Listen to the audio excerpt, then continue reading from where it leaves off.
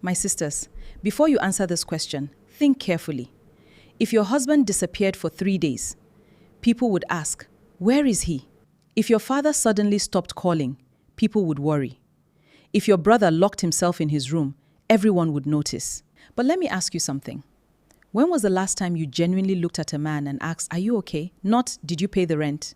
Not, have you sent the money? Not, did you fix the problem? But are you okay? Because sometimes the strongest man in the room is the one hurting the most. And the saddest part? Nobody notices.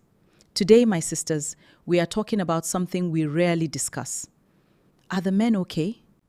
You know, one thing I have learned in life is that many people see men as providers before they see them as human beings. From childhood, many African boys are taught one thing. Men don't cry. Be a man. Don't show weakness. Handle your problems. Carry your responsibilities. Protect everybody. Provide for everybody. And somehow do it with a smile. So the little boy grows up, he becomes a man, then a husband, the pillar of the family.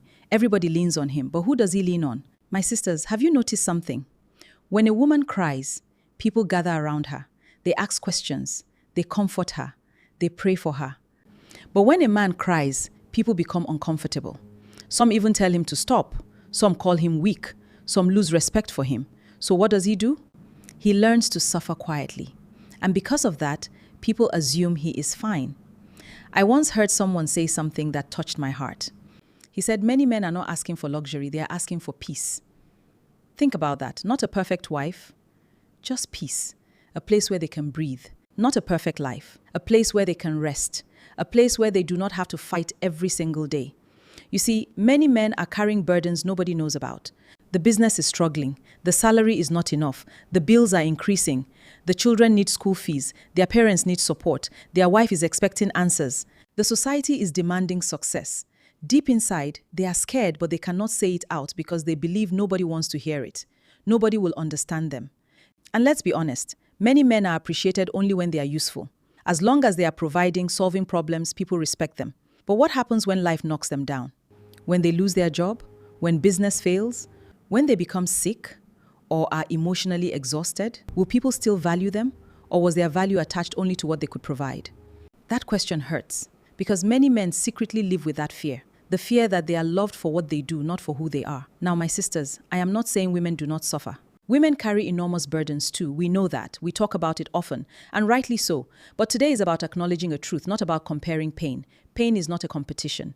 The truth is that men hurt too, men cry too, men feel lonely too, men become overwhelmed and depressed too. So my dear brothers and sisters, men need kindness too. They need reassurance too. They need love too. Sometimes the man sitting quietly at the dining table is carrying a storm in his mind. The husband who looks distant is fighting battles he cannot explain. The father who rarely talks is carrying worries that keep him awake at night. Sometimes the man everybody depends on is desperately wishing somebody would ask him, how are you really doing? My sisters, maybe we need to create homes where men do not have to pretend all the time.